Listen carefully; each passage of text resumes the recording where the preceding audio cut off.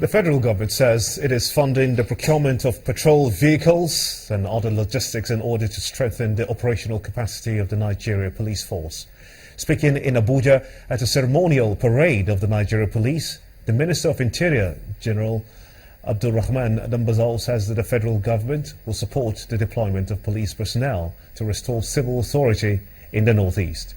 Also speaking at the occasion marking the grand finale of the 2016 Police Week, the Inspector General of Police, Mr. Solomon Arase, reaffirmed the commitment of the Nigeria Police to provide effective security for the country through community policing.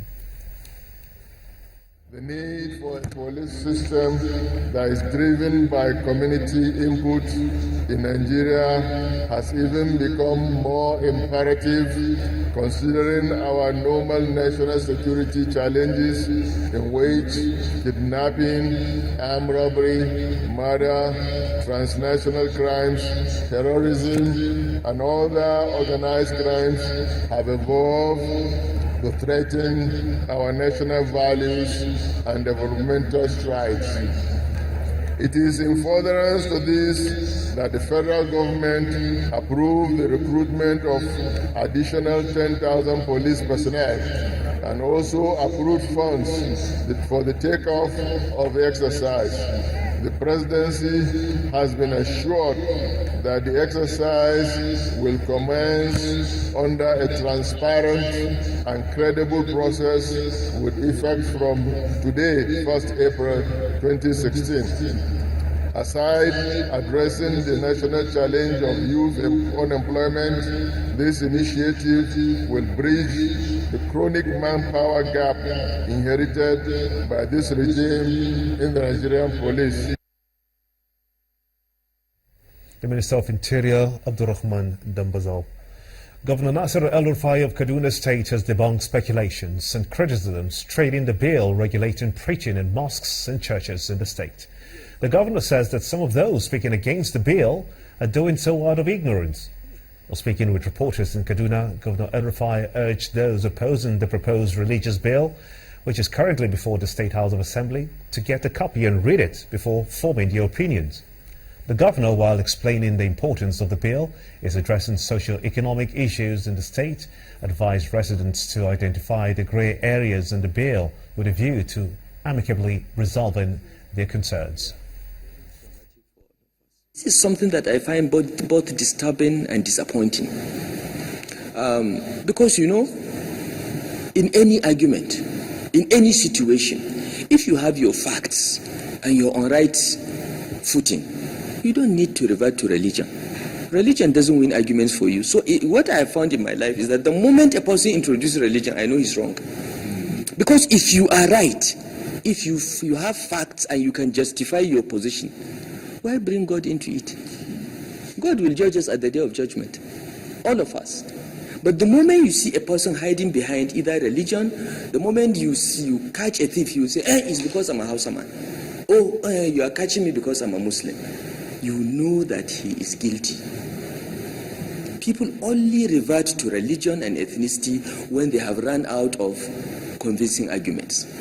And what I found in Kaduna State is that everything, even let's come and eat, people can bring religion into. Let's have lunch, people can bring religion into. It's very disappointing because I thought more than any state more from religious and ethnic division, and that should be lessons to us to walk away from that.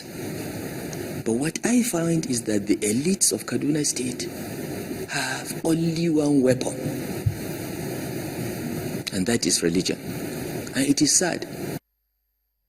Governor Nasir El-Rufai of Kaduna State. An oil vessel, MT Sampatiki, which was hijacked by sea pirates within Nigeria's territorial waters, has been tracked down by the Nigeria Maritime Administration and Safety Agency, NIMASA. Confirming this development to Channels Television in Lagos, southwest of Nigeria, the Director General of the agency, Mr. Dakuku Peterside, says that the combined team comprising NIMASA, the Nigerian Navy, the Interpol and others are working to identify and arrest those behind the criminal act. On the 26th of March, we picked up information that a Liberian flagged ship has been attacked on our waterways, the territorial waters. We immediately swung into action based on a directive from the Honorable Minister of Transportation, the Right Honorable Chibuike Amechi. We contacted the Nigerian Navy. We also contacted the United Nations Office for Drugs and Crime, as well as the Interpol. We also reached out to neighboring maritime authorities, and I can confirm to you that our effort is yielding results.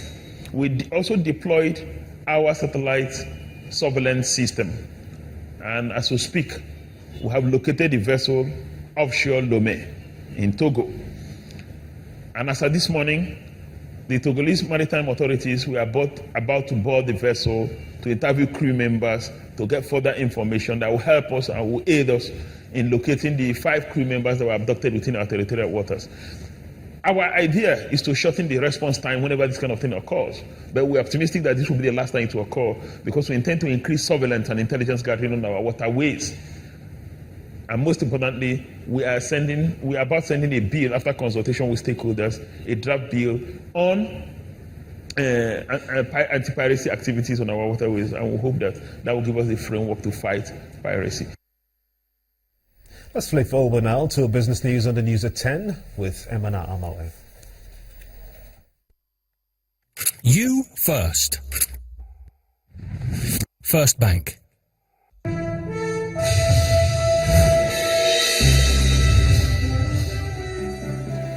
Hello and welcome to Business News.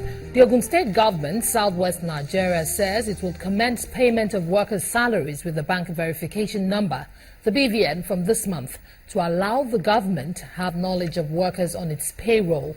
The decision was part of the outcome of the meeting with Labour leaders and attended by the state's Deputy Governor, Mrs. Yetunde Onanuga, and the Secretary to the state government, Mr. Taiwo Adeoluwa. While giving the rationale behind the decision, Mr. Adeoluwa maintained that the action was not to witch hunt anyone, but to ensure accountability in government finances. Speaking on behalf of the Labour leaders who attended the meeting, the chairman of the Joint Negotiating Council, Mr. Dari Lekoya, seized the occasion to demand that membership of cooperative societies be made voluntary by the government.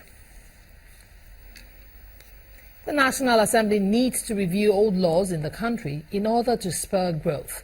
This is the view of an economist, Mr. Opeyemi Agbaje, during an interview with Channels Television today. Mr. Agbaje says laws like the Company and Allied Matters Act of 1990 and the Investment and Securities Act, among others, need to be reviewed.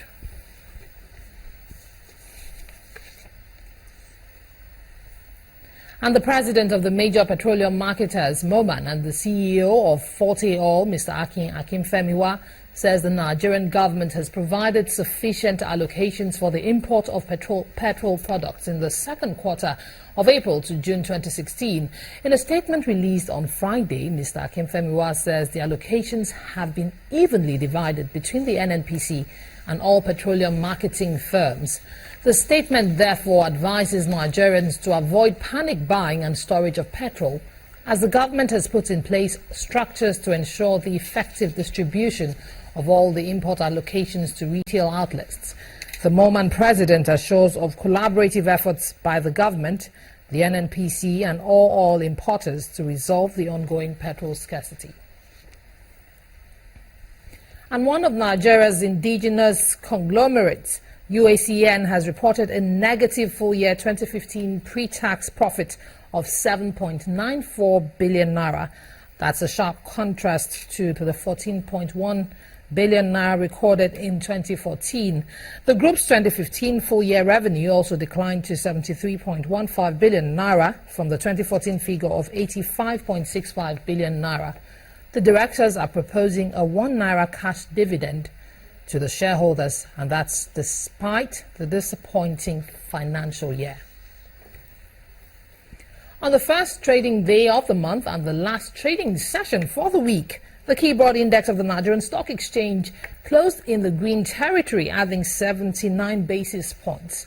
BC Adebayo has the summary of the day's trading figures.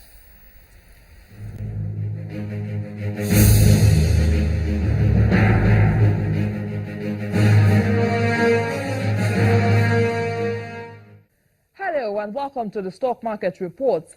A total volume of 211.31 million shares were exchanged by investors for a value of 1.01 billion naira in 2,377 deals at the Nigerian equities market for the first trading day of the month and the last trading session for the week.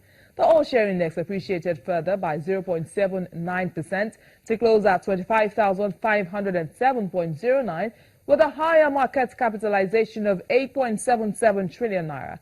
Bank stocks dominated the volume chart, and top on that list was Unity Bank with over 50 million shares. On percentage, Owando was Friday's top gainer with close to 10%, followed by Access Bank and ICO Insurance. On the flip side, investors shaved off 9.09% of the share value of United Capital. Transco and Stanbic IBTC were also among the top losers for the session. That ends the stock market reports. I am BC Adebayo.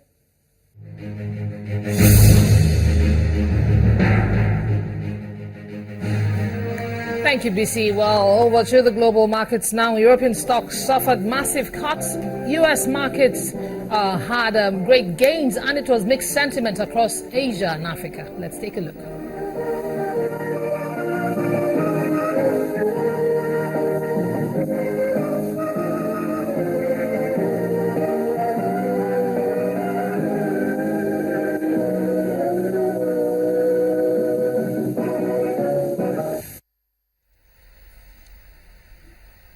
And that's it on this edition of Business News. I'm Imana Amawe. It's back to Gimba for the rest of the news at 10. You first. First Bank. And still ahead on the news at 10, Coach Samson Siasia returns to his role as coach of Nigeria's under-23 team after temporary charges of the Super Eagles for the 2017 Africa Cup of Nations qualifiers. That's in sports news. Stay with us.